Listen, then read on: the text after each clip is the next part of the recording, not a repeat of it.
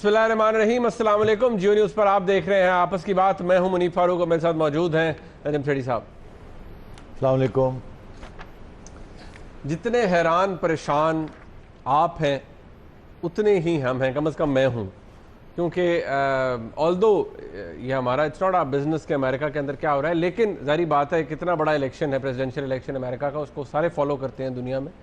तो कल तक जो पोल सर्वेज हमें यही बता रहे थे कि बड़ा फेयर चांस था हिलरी क्लिंटन का कि वो अमेरिका की पहली खातून सदर मुंतखब हो जाएंगी, और उनको सर्वेज के अंदर भी एक अच्छी सिग्निफिकेंट लीड हासिल थी। लेकिन आज जो नतीजा सामने आया उसने बहुत से लोगों को परेशान भी कर दिया और हैरान भी कर दिया। इस हवाले से बात करेंगे, और गुज़िश्ता रोज़ जो डिस्कशन हुई डोनाल्ड ट्रंप के हवाले से उसको भी प्रोग्राम का हिस्सा बनाएंगे।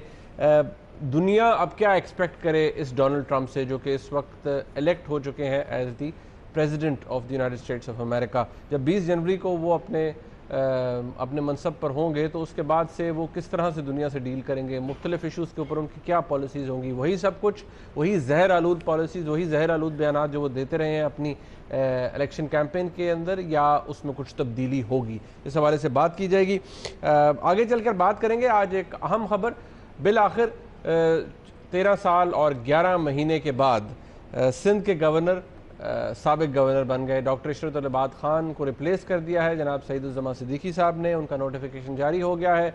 उम्मीद यह है कि कल वो अपने ओहदे का हल्फ लेंगे। ये तब्दीली क्यों कर की गई, किस वक्त वफाकी हुकूमत ने यह डिसाइड किया कि उन्होंने डॉक्टर इशरत खान साहब को रिप्लेस करना है। याद रहे कि 3 साल तकरीबन हो गए हैं, 3 साल से ज़्यादा का अरसा इस हुकूमत को गुजर गया है। अब क्या ज़रूरत पड़ी डॉक्टर इशरत खान साहब को तब्दील करने की, इस हवाले से बात करेंगे। इसके ऊपर तज्जिया भी नजम सेठी साहब से लेंगे। मुशर्रफ साहब के हवाले से गुज़िश्ता रोज़ बात हो रही थी। MQM की क़यादत, MQM पाकिस्तान की क़यादत से उनकी मुलाकात हुई।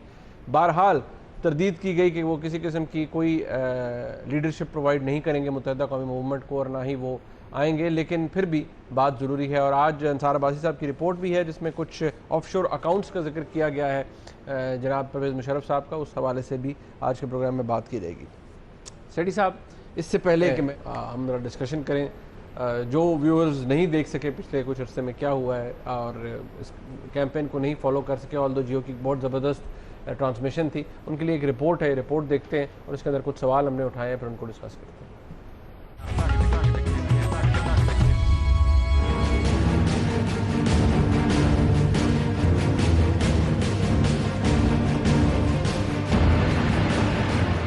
अमरीकी इंतखाबात पर दुनिया भर के साथ साथ खुद अमरीकी अखबारात, न्यूज चैनल्स और एग्जिट पोल्स के तमाम जायजे गलत साबित हो गए और डोनाल्ड ट्रंप हिलरी क्लिंटन को शिकस्त देकर सदर मुंतखब हो गए। तमाम तर जायजे गलत साबित होने की बिना पर डोनाल्ड ट्रंप की फतह को खुद अमरीकी मीडिया में एक अपसेट के तौर पर पेश किया जा रहा है। चीन समेत कई ममालिक के साथ अमरीकी मुआहदों, मैक्सिको, सियाफाम, इस्लाम, मुसलमानों और खवातीन के हवाले से इंतहाई मुतनाज़ा बयानात देने के बावजूद डोनाल्ड ट्रंप वाज़ेह अक्सरियत से अमरीकी सदर मुंतखब हो गए। Now it's time for America to bind the wounds of division. Have to get together. इस वक्त पूरी दुनिया में ये सवाल किए जा रहे हैं कि क्या ट्रंप की कामयाबी अमरीकी मुआशरे में मुख्तलिफ नस्लों और मजहबी ग्रुप्स के माबैन किसी तकसीम का पैगाम दे रही है? क्या अमरीका की शोहरत अब भी लैंड ऑफ अपॉर्चुनिटीज के तौर पर बरकरार रहेगी? क्या ट्रंप की सदारत में अमरीका के चीन के साथ ताल्लुकात खराब हो जाएंगे? रूस के खिलाफ आयद पाबंदियों पर अब अमरीकी मौक़िफ़ क्या होगा? क्या यूरोप के साथ अमरीका के ताल्लुकात बेहतर रहेंगे? क्या ईरान के एटमी मुआहदे का पास किया जाएगा? क्या मशरिक़ वुस्ता के साथ अमरीकी ताल्लुकात बेहतर रह पाएंगे? क्या इराक में दाइश के खिलाफ जंग रुक जाएगी? क्या डोनाल्ड ट्रंप पाकिस्तान, अफगानिस्तान और हिंदुस्तान के हवाले से कोई नई पॉलिसी तश्कील देंगे? यही वो बुनियादी सवालात हैं जो व्हाइट हाउस के नए मकीन के मुंतज़िर रहेंगे।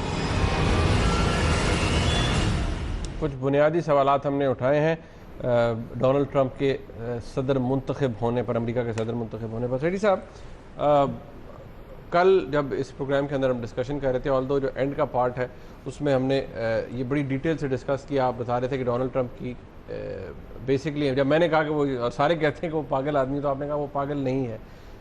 मैं आपसे शेयर करना चाहूँगा एक क्लिप गुज़िश्ता रोज़ जिसमें बात की गई और आज जो रिज़ल्ट्स आए हमारे सामने वो काफ़ी हद तक इस चीज़ को रिफ्लेक्ट करते हैं। ज़रा ये क्लिप देखिए। पहले इनके आपस में इनके अंदर कशमकश थी, कोई लिबरलिज्म की तरफ जा रहे थे, कोई कंजर्वेटिव थे, कोई गे मैरिज को सपोर्ट करते थे, कोई गे मैरिज को नहीं, इस तरीके से। मगर अब इसने जो बात शुरू की है वो कल्चरल आइडेंटिटी की बात की है, जो कि लोगों के दिलों को जाके लग रही है, इस मेजॉरिटी को। क्योंकि अमेरिका में अंदर इस किस्म के डेमोग्राफिक पॉपुलेशन चेंजेस आ रहे हैं इमिग्रेशन की वजह से और जो यूथ पॉपुलेशन, यूथ बल्ज है वहाँ का, उसकी वजह से कि लोग रिलीजन से दूर हो। अब क्योंकि वो रिलीजन से दूर हो रहे हैं तो ये जो वाइट प्रोटेस्टेंटिज्म है उनको खतरा आ गया। इसके अंदर रेस भी आ जाती है और कल्चर भी आ जाता है। कल्चर उनका रिलीजन और रेस से मुराद वाइट। ये जो उनकी एक आइडेंटिटी थी ना अमेरिकनों की कि हम सफ़ेद हैं और हमारी रिलीजन प्रोटेस्टेंटिज्म है, वो अब खतरे में है क्योंकि ये माइनॉरिटी बन जाएंगे। हिस्पैनिक्स आ रहे हैं, इंडियंस आ रहे हैं, पाकिस्तानी आ रहे हैं, दुनिया से हर रंग के लोग आ रहे हैं वहाँ, और वो इनका हिस्सा नहीं है, वो उधर के लोग हैं, वो हम नहीं है। अस वर्सेस देम का जो इशू अमेरिका में खड़ा हो गया साइकोलॉजिकली इनके जहनों में, ये अब खौफजदा हो गए। ये कहते हैं हमारी नौकरियां, मुलाजमतें ये ले रहे हैं, और इनकी जो पॉलिटिक्स है वो हमारी पॉलिटिक्स से फ़र्क है, और हमारा जो पावर है एज वाइट प्रोटेस्टेंट्स वो ख़त्म हो रहा है। तो मैं ये कह रहा हूँ कि उनको अमेरिका के अंदर एक ये खौफ बनता जा रहा था, ये इसने उस खौफ को टैप किया। कल के प्रोग्राम में डोनाल्ड ट्रंप किस तरह से किस चीज़ को टैप कर रहे थे उस हवाले से बात की गई। ऑल्दो सेठी साहब, आपने कहा कि आपकी चिड़िया देसी साख्त की है, गुज़िश्ता रात में कहा आपने उस चीज़ पर शर्त लगाई कि मैं खा लूंगा अपना हैट नमक मिर्च छिड़क के, जो कि आप पहनते नहीं हैं। बहरहाल चले, आप उसकी बात समझे नहीं मैं क्या कह रहा था। मेरा मतलब यह था कि अगर हैट है ही नहीं तो हैट में क्या खाऊंगा, क्या खाएंगे आप? मगर बात यह है कि दिल की बात तो ये थी कि मेरी तो यही ख्वाहिश थी कि हिलरी क्लिंटन जीते, और इस किस्म का बिगेटेड ख़तरनाक इंसान जो कि लोगों के खौफ के ऊपर बाजी लगाता है और presidency of the United States stake करता है, वो दुनिया के लिए ठीक नहीं है और अमेरिका के लिए भी ठीक नहीं है। ये तो मेरी ख्वाहिश थी, मगर जो स्टेटिस्टिक्स नज़र आ रहे थे और जिस खौफ को इसने इस्तेमाल किया तब्दीली के लिए, वो मेरा ख्याल था कि बड़ी पावरफुल फोर्स है। इसीलिए जब आपने कहा कि बेवकूफ़ आदमी है, मैड आदमी है, मैंने कहा नहीं, ना बेवकूफ़ है ना मैड है, हाईली इंटेलिजेंट और फोकस्ड आदमी है, और ये इसको आप डिसमिस ना करें। That's was the point I was making. Okay, इससे पहले कि किस चीज़ के ऊपर लड़ा गया इलेक्शन का क्या हुआ, ये आज जो कुछ है, एक चीज़ जहन में आती है, क्या वजह है सेठी साहब के तरीके के, अगर आप यहाँ बैठ के तज्जिया कर रहे हैं कि डोनाल्ड ट्रंप ने इस चीज़ को टैप किया, उसने अगर वाइट प्रोटेस्टेंट्स बाहर निकल आए और उन्होंने वोट किया तो डोनाल्ड ट्रंप की बड़ी सिग्निफिकेंट विक्ट्री हो सकती है। आपने फ्लोरिडा का जिक्र कल, क्योंकि अगर हम कर रहे थे प्रोग्राम तो उस वक्त पोलिंग हो रही थी। अब सवाल ये है कि सर्वेज, पोल्स, इतने मेजर वहाँ पर तो इसके अंदर इन्वेस्टमेंट होती है अमेरिका के अंदर, इतना बड़ा इलेक्शन है, करोड़ों की तादाद में लोग निकलते हैं वोट डालने के लिए, सभी गलत हो गए, ये कैसे हो सकता है? देखिए, बहुत से लोग कह रहे थे कि बड़ी क्लोज इलेक्शन होगी, इलेक्शन तो क्लोज ही हुई है। उससे उनका ये मुराद था कि ये जो 3, 4, 5% हिलरी क्लिंटन की लीड है, इसके ज़रिए वोट जीत जाएगी। अच्छा, 3, 4%, और ये असेसमेंट किसके बेसिस पे कर रहे थे? इसके बेसिस दो किस्म के थे ना। इलेक्शन से पहले पोलिंग, रैंडम पोलिंग, कि भाई आपको फ़ोन किया, और टेलीफोनिक सर्वेज होते हैं आमतौर पर कि जी आप किसके लिए, किसको वोट डालेंगे, तो उसने कहा कि ट्रंप को वोट डालेंगे, कोई कहता है हिलरी को डालेंगे, इससे ज़्यादा बात नहीं होती, तो लिख लेते हैं। जब एग्जिट पोल्स होते हैं, मतलब है कि आपने वोट डाला और बाहर आ रहे हैं आप, तो उस वक्त भी आपको पूछा जाता है कि आपने किसके लिए वोट डाला है, ताकि पोल्स वो भी, उस वक्त भी ये हिलरी के लिए डाला है या फलाने के लिए डाला है, या नहीं बताते। मगर दोनों सूरतों में सवाल ये नहीं पूछा जाता क्यों, सिर्फ ये पूछा जाता है क्या, किसके लिए, क्या, ये नहीं कि क्यों फलाने के लिए। अब जो बात मैं करने वाला हूं ना, ये है जो मेरे हिसाब से कोर इशू, वाइट सुप्रेमेसी, जिसका मैंने उस दिन कल बात की कि ये इशू था। अमेरिका की एक वाइट मेजॉरिटेरियन सुप्रेमेसिस्ट रेस, एथनिसिटी, वो कम होती जा रही है, ग्लोबलाइजेशन और कल्चरल असिमिलेशन, और ये अमेरिकनों को खौफजदा कर रही है। हम समझते हैं कि ग्लोबलाइजेशन के इफ़ेक्ट्स थर्ड वर्ल्ड में बड़े ज़्यादा हैं। अमेरिका में और बरतानिया में और यूरोप में ग्लोबलाइजेशन जो है वो उसके जो ब्लो बैक हो रही है इमिग्रेशन से या टेररिज्म से, वो एक्चुअली उनसे वो खौफजदा हो रहे हैं, जिसकी वजह से वो स्विंग कर रहे हैं from the original concept of liberal democracy to right wing conservative ethno political nationalism. ये हर जगह पे आप ये रिट्रीट आप जमहूरियत की देख रहे हैं। अच्छा, अर्ज़ ये था कि अगर एक शख्स जिसमें अमेरिकन मीडिया, जो कि मेन स्ट्रीम मीडिया आपने देखा हिलरी के साथ था, उनके लिए जो वैल्यूज़ हिलरी क्लिंटन और नई जनरेशन अमेरिका की और मल्टी कल्चरलिज्म जो है, वो जो वैल्यूज़ वो लेके आई है, उसको वो सपोर्ट कर रहे थे। आपने कभी सुना होगा कि ये लफ्ज़ पॉलिटिकल करेक्टनेस का, ये टर्म पॉलिटिकल करेक्टनेस, ये एक्चुअली पॉलिटिकल करेक्टनेस की जो टर्म है ये अमेरिका से निकली है कि सियासी तौर पे क्या चीज़ क्या सही है और क्या सही नहीं है। ये सही है, सही नहीं है कि आप कहें कि आप रेसिस्ट हैं। ये सही नहीं है कि आप कहें कि इमिग्रेंट्स को रोका जाए। क्यों? क्योंकि America is the land of immigrants. Immigrants ने तो बनाया अमेरिका, तो कैसे इमिग्रेंट्स ये कह सकते हैं कि दूसरे इमिग्रेंट्स को रोका जाए? कैसे कह सकते हैं अमेरिकन कि हम कालों के खिलाफ हैं? कैसे कह सकते हैं कि ये मैक्सिको से जो लोग आ रहे हैं वो हम वाइट अमेरिकन से इन्फीरियर हैं, या हम ये पॉलिटिकल करेक्टनेस की बात। अब जो लोगों ने, जिनको ये जो खौफजदा हैं इन्हीं चीज़ों से, वो एक्चुअली अंदर से पॉलिटिकली इनकरेक्ट है। उन्हें भी इस बात का पता है कि जो उनके ख्यालात हैं अगर उसका इजहार किया जाए तो मीडिया उनको अटैक करेगा कि कमाल है, ये आपका पॉइंट ऑफ व्यू है। इसलिए पब्लिक में लोग ये तस्लीम करने के लिए तैयार नहीं थे। वहाँ बहुत बड़ा तोहमत लग जाती है अगर आपको कोई कहे ना कि आपने जो बात कही है ये पॉलिटिकली इनकरेक्ट है। क्या कि blacks and whites are not equals, politically incorrect. Women are inferior to men, politically incorrect. Racism, politically incorrect, and so on. बहुत से छोटी छोटी चीज़ें हैं जो कि पॉलिटिकली इनकरेक्ट। मगर ये जो वाइट सुप्रीमेसिस्ट है इनके अंदर वो समझते हैं कि नहीं, इनकरेक्ट नहीं है, मगर वो जो दबाव है सोसाइटी का, लिबरल सोसाइटी का, उनसे वो चुप थे।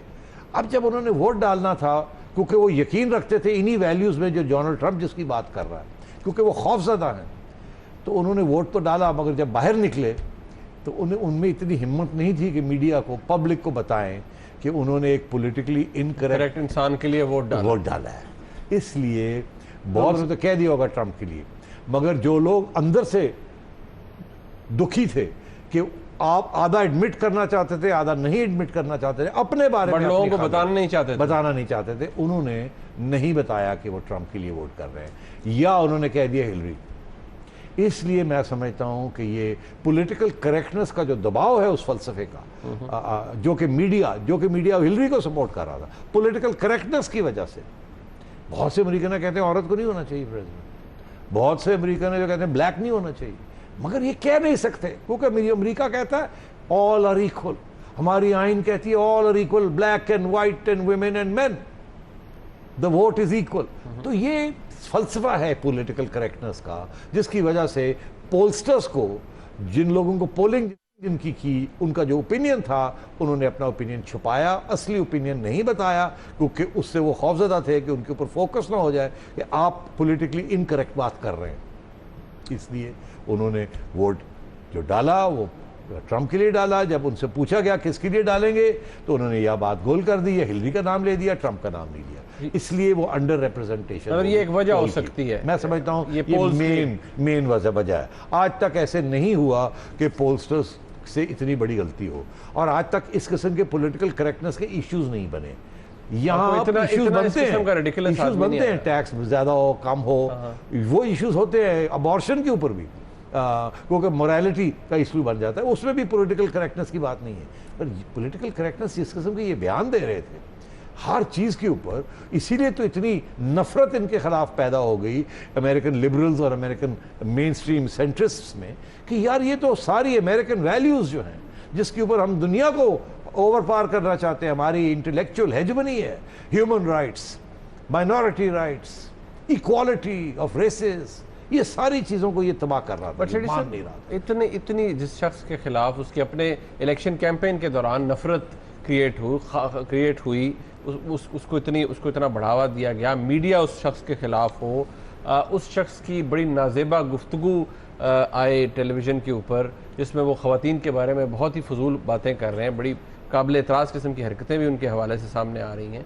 और मुख्तलिफ़ ख़वातीन ने आके कहा इन्होंने मुझे हरास किया है, इसको किया, ये किया, वो किया, फिर भी वो शख्स जीतता है और बड़ी एक सिग्निफिकेंट मेजॉरिटी से जीतता है। इसकी क्या वजह है? इसकी ये वजह है कि जो चीज़ें ये करता है, ये कहता रहा है, बेशतर अमेरिका की सफ़ेद प्रोटेस्टेंट पॉपुलेशन यकीन रखती है कि वो गलत नहीं है। ये दिस इज़ वाई इसको मानना मुश्किल था पब्लिक में। वोट देना बैलेट बॉक्स के अंदर, एक बॉक्स के अंदर जाके खुफिया तौर पे, ताकि कोई पहचाने ना किसके लिए आप वोट डाल रहे हैं, वो आसान था, ज़मीर को ख़तरा नहीं था उसका।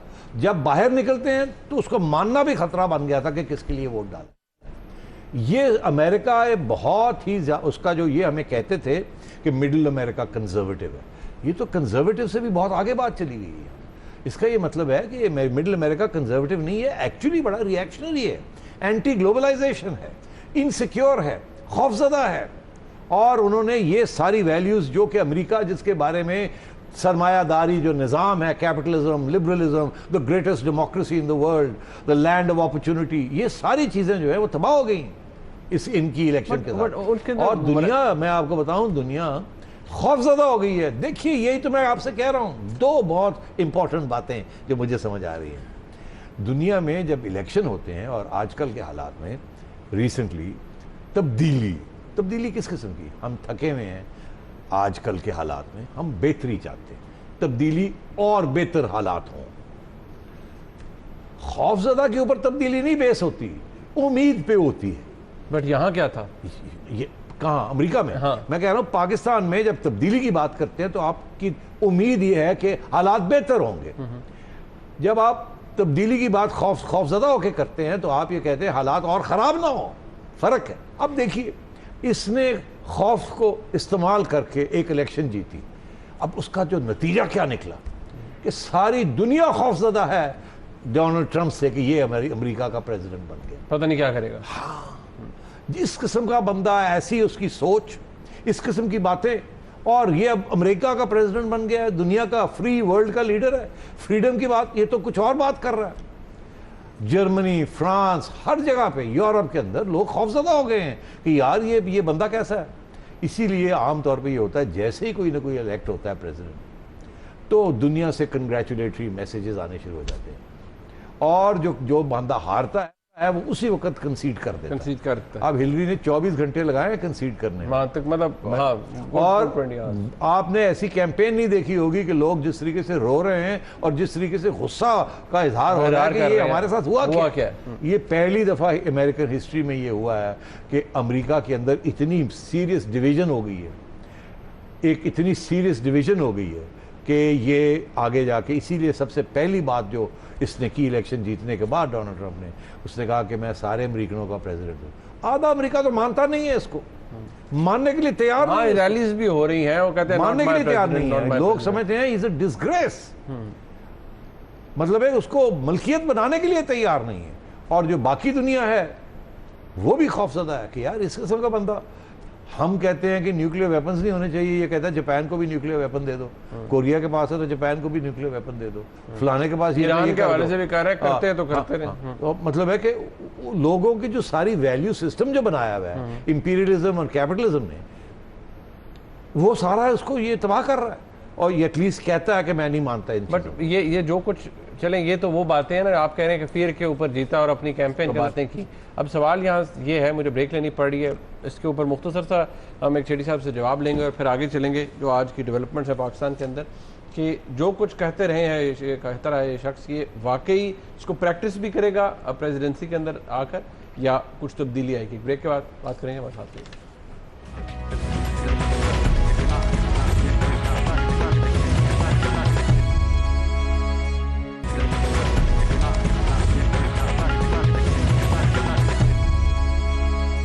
किस एक फैक्टर के ऊपर डोनाल्ड ट्रंप ने अमेरिकी सदारती इंतखाब जीता है, वो तो बात हुई।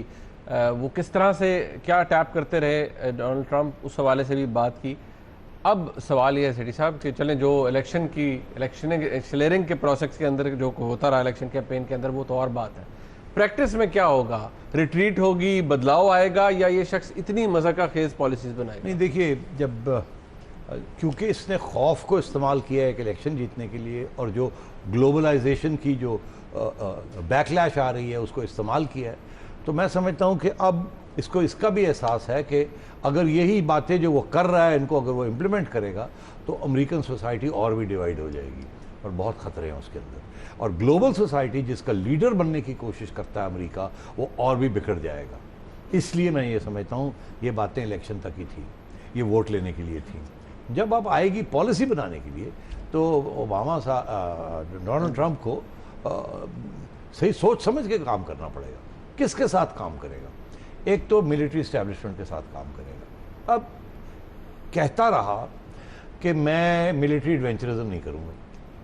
अगर रूस जो है वो जॉर्जिया में लड़ाई करता है, हम नहीं इंटरफेयर करेंगे, हमें नहीं करना चाहिए था।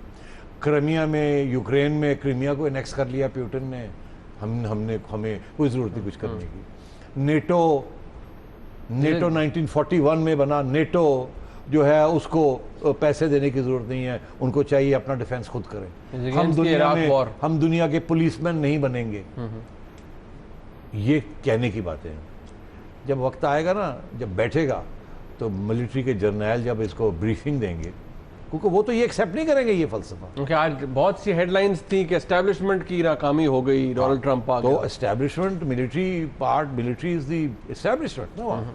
तो मिलिट्री वाले तो नहीं मानेंगे ये सारे डिफेंस एक्सपेंडिचर्स। सबसे biggest source of corruption, American power built on military, the Pentagon, not on the economy anymore, it's built on the military. तो इकोनॉमी तो चाइना और लोग ले गए ना। American economy is not the most powerful economy in the world now, it is a big economy but not yet. तो it's the military might of America है। अच्छा, एंड दी फिलॉसफी कि इसको इस्तेमाल करना है इस मिलिट्री माइट को, ये नहीं कि मिलिट्री माइट लेकर रखनी है, इस्तेमाल करना। वो सिर्फ डेटरेंस के लिए नहीं है ना, it's for usage, it is for aggression, which is what America has been doing. तो वो तो बिल्कुल नहीं खुश होंगे इससे। तो होगा क्या? तो वो आके जब इनकी ब्रीफिंग्स होंगी ना, और फिर ये फलसफा जो बनेगा, फॉरेन पॉलिसी बनेगी, उसके अंदर उनका बहुत बड़ा इनपुट है। और फिर रिपब्लिकन्स की जो एक पूरी एक रिलेशनशिप रही है रिपब्लिकन्स की विद द अमेरिकन मिलिट्री, अब वो उसको तो हिला नहीं सकता ये। तो मैं ये समझता हूँ कि बहुत ही जल्दी जैसी इसकी ब्रीफिंग्स होंगी और इसकी इंटेलिजेंस ब्रीफिंग्स होंगी, टेररिज्म के खिलाफ ब्रीफिंग्स होंगी, न्यूक्लियर प्रोग्राम के ऊपर, जो कि आज तक इसने कभी पढ़ी नहीं, पता भी नहीं होगा, बिकॉज इसने कभी पब्लिक सर्विस तो की नहीं। अच्छा, तो इसलिए मैं ये समझता हूँ कि इसको फिर अपने ओपिनियंस तब्दील करने पड़ेंगे, और ये जो एक्सट्रीमिस्ट पोजीशंस ले रहा है on some of this foreign policy issues, वहाँ इसको सेंटर में आना होगा। तो एक तो ये this is going to be happening. दूसरी चीज़ ये है कि इंटरनली इकोनॉमी के ऊपर इसने बड़ी रेडिकल प्रपोजल्स दिए हैं। वो कहता है टैक्स रेट 35% है, मैं गिरा दूंगा टू 15% फॉर कॉर्पोरेट्स, ताकि मैं स्मॉल बिजनेसेस को इंकरेज करना चाहता हूँ। आई मीन हर कारोबारी इंसान ने इसको वोट दिया होगा, कौन है जो नहीं देगा? हर किसी को टैक्स बचाने का शौक है। अब इसने बहुत बड़ी इनकलाबी बात की है। अब इस इनकलाबी बात के पीछे फलसफा है, और हाई टैक्सेशन के पीछे भी एक फलसफा है। मुझे याद है कि इलेक्शन से पहले मियां नवाज शरीफ से बात हो रही थी, और एक इंटरव्यू किया, तो कहने लगे मैं आऊँगा तो मैं 10% टैक्स कर दूँगा। मुझे याद है क्योंकि अब आगे इसने कहा मैं 15% कर दूँ। तो मैंने कहा क्यों? कहने लगे लोग टैक्स नहीं देते, जब टैक्स थोड़ा होगा तो लोग देंगे, जब लोग देंगे तो जो अगर पहले 100 रुपये बंद मिलते थे तो अब 125-150 रुपये मिल जाएगा, क्योंकि लोग इनकरेज होंगे, दे दो 10%। क्या हुआ? जैसे ही मियाँ साहब पावर में आए तो वो ब्रीफिंग्स हुई, सीबीआर ने, एफबीआर ने, मिनिस्ट्री ने कहा जी सर जी की कर दो, वो जड़े देने वो भी नहीं देंगे, मुल्क को नहीं पता की है वो जी नहीं। तो अब वही है ना, अब 33 से 35% ऊपर चढ़ गया टैक्स। वहाँ भी यही होगा, जब ये बनाएगा ना अपने प्रपोजल्स, तो उसके जो सारे इकोनॉमिक इम्प्लीकेशंस हैं वो जब इसके सामने रखे जाएंगे ना, जो कि इनको बहुत से फैक्ट्स का नहीं पता, तो फिर ये देखिएगा ये क्या करता है कि क्या 35% से लेके 15 पे ले आएगा। मेरा ख्याल है मैक्सिमम ये करेगा कि 35 से 30 ले आएगा, और अगर इसने बहुत ही बड़ा एटम बम फाड़ दिया तो 35 से 25 कर देगा, सवाल ही पैदा नहीं होता कि इतना बड़ा वो इस वादे को वो निभाए इस तरीके। बट ये जो एंड सो ऑन, और भी बहुत से इस किस्म के इश्यूज हैं। बट ये लेकिन ये मुसलमानों के खिलाफ जो उसने बात की, उनकी एंट्री के बात की, इमिग्रेंट्स के हवाले से बात की, जिस तरह से ये रेसिज्म के इसने खुद बढ़ावा दिया उस सारी बात को, वो आपको लगता है उस पर रिट्रीट होगी? उस पर थोड़ी सी रिट्रीट ज़रूर होगी, ज़्यादा शायद ना करे फॉर द टाइम बीइंग। देखिए 9/11 के बाद आपको याद होगा कि यही अमेरिकन एडमिनिस्ट्रेशन, बुश की एडमिनिस्ट्रेशन थी, रिपब्लिकन्स, उन्होंने भी टाइट कर दिया था ये होमलैंड सिक्योरिटी और ये इमिग्रेशन पॉलिसीज़, ये 1-2 साल के लिए टाइट हो गई थी। मगर वो जो अमेरिका के इंटरनल प्रेशर है, land of immigrants, land of opportunity, रहेगा या वो इतना काफ़ी स्ट्रॉन्ग वो फलसफा है अमेरिका के अंदर। और जो उसके मेजर एक्सपोनेंट्स हैं वो मीडिया में हैं, मेन स्ट्रीम मीडिया में। तो मैं ये समझता हूँ कि इन सारी चीज़ों के ऊपर इसको 2-3 कदम पीछे हटना पड़ेगा, और ये करेगा। शुरू में रेटरिक होगी, आहिस्ता आहिस्ता ये सेंटर में आ जाएगा from his extreme positions on most issues. हाँ, जिस चीज़ के ऊपर नहीं आएगा, अबॉर्शन के ऊपर नहीं आएगा, उसके ऊपर ये डटा रहेगा, बिकॉज वो एक ऐसा इशू है जिसके ऊपर अमेरिका डिवाइडेड है। गन कंट्रोल, ये कहता है हर एक के पास पिस्तौल होनी चाहिए, बंदूक होनी चाहिए, कोई लिमिट ही नहीं रखनी चाहिए। ये गन लॉबी का बिल्कुल सबसे बड़ा स्पोक्समैन है, और उसके पीछे फलसफा है। वो कहता है कि मुनीफ फरूक गया फलाने माल पे जाके ठा ठा ठा करके 15 बंदे मार दिए, और वहाँ जो लोग खड़े थे अगर उनके पास अपनी पिस्तौलें उनकी होती उनके पास, तो जैसे इसने इस पिस्तौल निकाली थी, कोई ना कोई बाशिंदा खड़ा इसको शूट कर देता। तो ये जो सारी टेररिज्म हो रही है, ये टेररिज्म होती ना, उसका आगे ये फलसफा है कि देखिए पिस्तौल नहीं मारती, खौफ मारता ना, जो पिस्तौल का ट्रिगर पुल करता है वो मारता है।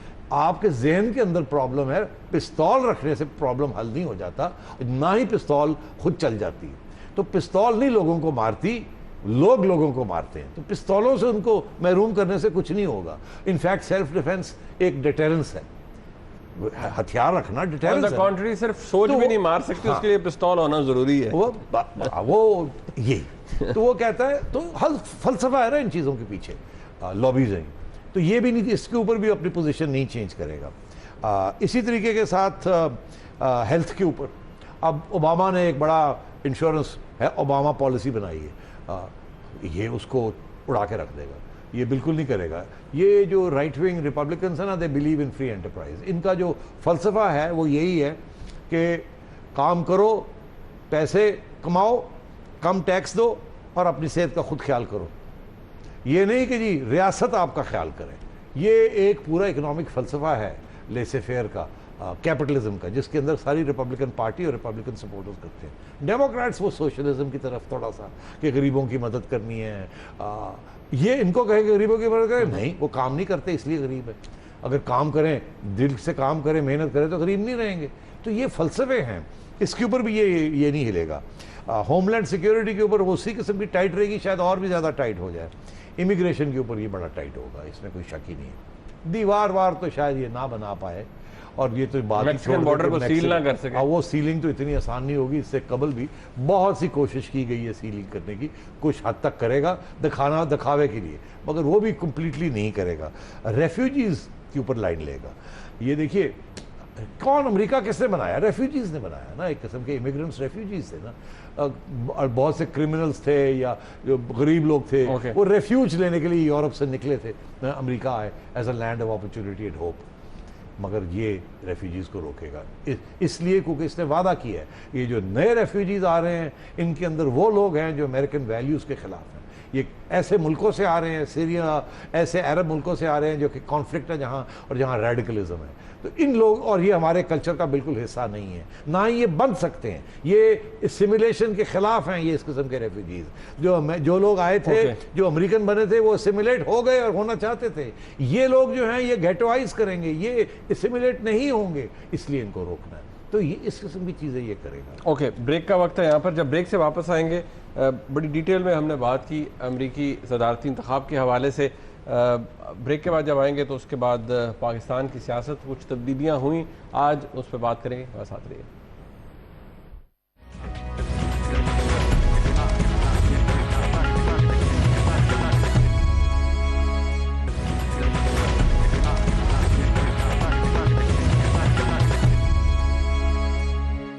तकरीबन 13 साल और 11 महीने के बाद डॉक्टर इशरत अल-वहाद खान अब सिंध के गवर्नर नहीं रहे।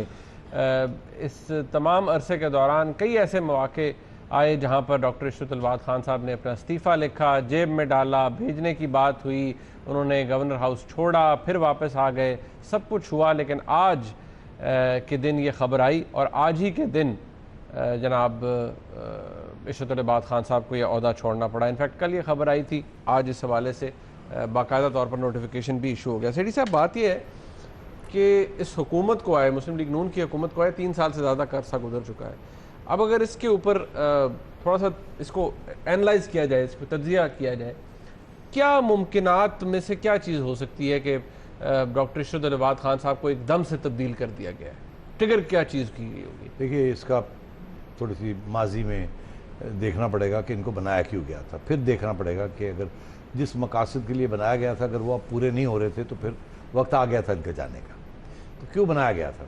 बनाया गया था, मुशर्रफ ने बनाया था। मुशर्रफ को एमक्यूएम की ज़रूरत थी अलायंस बनाने के लिए। उस वक्त सारी सियासी जमातें मुशर्रफ के ख़िलाफ़ थीं। तो कराची बहुत बड़ा शहर था, एक बिग चंक जो कि कराची और उसको साथ लेना था। तो मुशर्रफ साहब ने कॉम्प्रोमाइज़ की अल्ताफ़ भाई के साथ। अल्ताफ़ भाई ने इनको नॉमिनेट किया। ये अल्ताफ़ भाई के नॉमिनी थे। मुझे याद है जब ये गवर्नर बने तो हमने तज़िया किया, हमने कहा इनके ख़िलाफ़ कोई 40 के करीब या 80 के करीब केसेस थे। हाँ, और फिर भी मुशर्रफ ने इनको लगा दिया और वो अब केसेस ख़त्म करवाए जाएंगे। तो वो एक सियासी नीड थी मुशर्रफ की और नॉमिनी ये एमक्यूएम का था बाय अल्ताफ़ भाई। तो वो तो चला, जितनी देर मुशर्रफ रहा तो कोई इशू नहीं था, बिकॉज एमक्यूएम वो सपोर्टिंग मुशर्रफ। आगे आइए, जब मुशर्रफ जाता है तो जरदारी साहब आते हैं। जरदारी साहब की गवर्नमेंट थी सिंध में एमक्यूएम के बगैर डिस्टेबलाइजेशन होती है। 2 दफ़ा मोहतरमा जब थी तो हमेशा एमक्यूएम के साथ उनकी कोशिश थी कि मिल के चलें, और दोनों दफ़ा एमक्यूएम ने उनको बैकस्टैप किया और फौज के साथ दिया और बैकस्टैप किया। तो जरदारी साहब की ये कोशिश थी कि इस दफ़ा मैं ये ऐसा मौका नहीं आने दूंगा।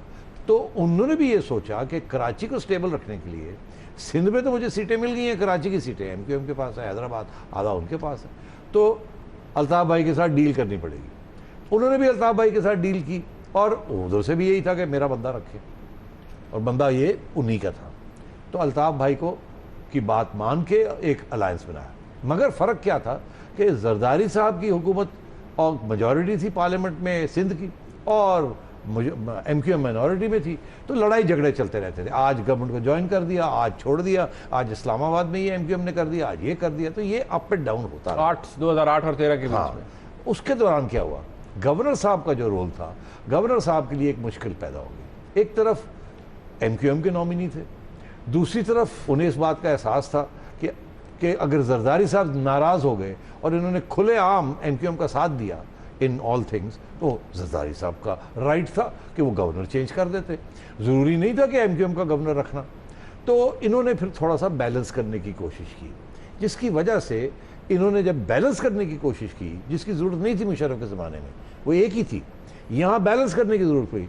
तो अल्ताफ़ भाई नाराज़ हो गए कि यार तुम हमारे बंदे हो या उनके बंदे हो। ये कहे मैं आप ही का बंदा हूँ, मैं समझाने की आपको कोशिश कर रहा हूँ कि एक मसला है, उसमें वो हमारा मौक़िफ़ नहीं मान रहे, एक हद तक हम जा सकते हैं, उनके मौक़िफ़ के अंदर भी कुछ इश्यूज़ हैं, थोड़ी कॉम्प्रोमाइज़ कर लीजिए।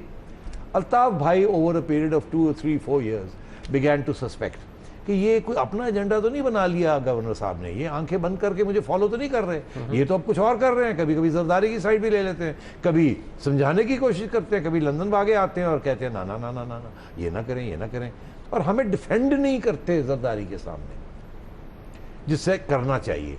इसीलिए थोड़ी बहुत तलखियां शुरू हुई। आपको याद होगा कि 2-3 दफ़ा इनकी छुट्टी होने वाली थी। जहाँ ऐसे मौके आए ना कि चले गए, इल्ज़ाम ये लगा कि आप हमारे साथ हैं या उनके साथ हैं, आप कोई अलग हो गए हमसे, आप कौन होते हैं, आप हमारे हैं, हम जब चाहें हम आपको निकाल दें। मगर ऐसे नहीं था ना, ये चाहते भी तो अब नहीं निकाल सकते थे, क्योंकि अब तो निकालने का पावर और रखने का पावर जरदारी साहब के साथ था। तो इन्होंने जो अपनी जब किश्तियाँ काटने का सोचा फ्रॉम अल्ताफ़ भाई, तो इन्होंने दूसरी किश्तियाँ बनानी थी, वो जरदारी साहब के साथ बनाई। तो वो पीरियड सर्वाइव कर गए, एक हाथ इधर एक हाथ इधर, एक पाँव इसकी कश्ती में, एक जल्दी से बताइए, वक्त ख़त्म हो गया। यही सिलसिला जब शुरू हुआ नवाज शरीफ का, तो इनका ये ख्याल था कि मैं काम करूँगा। और नवाज शरीफ का ये था कि यार कराची में अगर अमन रखना है तो फिर MQM के साथ अगर अलायंस नहीं है, मगर we don't want to create problems, तो अगर ये अल्ताफ भाई इनको सपोर्ट कर रहे हैं तो ठीक है, हमारे लिए क्या फ़र्क पड़ता है, हम तो वैसे ही सिंध में नहीं है। ओके, तो हमें एक अपना गवर्नर रखने से क्या फ़ायदा होगा, कोई फ़ायदा नहीं होगा, बेहतर ये है। मगर अब क्या हुआ, अब ये हुआ है कि क्योंकि अब वहाँ सिचुएशन चेंज हो गई है, आर्मी आ गई है, MQM बिल की छुट्टी हो गई है, इनका ताल्लुक MQM के साथ था और रहेगा, और अब MQM मुशर्रफ के पीछे शायद लाइन लगने जा रही है, जो कि डिनाई कर रहे हैं, जो कि वो डिनाई कर रहे हैं, मगर इसके ऊपर कल या परसों फिर हम डिस्कस करेंगे। अब इनकी ज़रूरत नहीं है, इनफैक्ट प्रॉब्लम हो गया है, क्योंकि अब एक दूसरे के खिलाफ कमाल ने और इन्होंने एक दूसरे के ऊपर इल्ज़ाम लगाने शुरू कर दिए, और इल्ज़ाम उन्होंने जो इन पे लगाए वो संगीन इल्ज़ाम है, टेररिज्म के इल्ज़ाम है। अब इनको कोई करप्शन के इल्ज़ाम है। अब मैंने पहली दफ़ा देखा किस जुबान के साथ ये एक दूसरे को MQM के लोग अटैक कर रहे थे। अब गवर्नर साहब पहली दफ़ा इतने एग्रेसिव मूड में थे, वो इनसिक्योर हो चुके थे। नवाज ने सोचा होगा मुझे इनकी क्या ज़रूरत है, ये आपस में लड़ रहे हैं, पता नहीं किधर जाएगा, कौन जाएगा। अब हमारे फेडरल गवर्नमेंट के ये एजेंडा है, अब इनको हम ट्रस्ट भी नहीं कर सकते कि ये पता नहीं इनका एजेंडा क्या है, किसके साथ है। और ऊपर से अब मियाँ साहब को पता है इस बात का कि गवर्नर साहब जो हैं अब पीपल्स पार्टी से तो दूर हो चुके हैं, तो क्या फौज के करीब तो नहीं हो गए। चले, आप समझ गए मेरी बात। तो ये वक्त आ गया था इनको चेंज करने का, एक हार्मलेस बंदे को वहाँ लगाने का, जो कि सिद्दीकी साहब को लगा दिया गया। ठीक है, आज का प्रोग्राम आपने देखा, इसका फीडबैक हमें ज़रूर दीजिएगा। इंशाल्लाह अगले हफ्ते फिर मुलाकात होगी, तब तक के लिए इजाज़त, खुदा हाफिज़।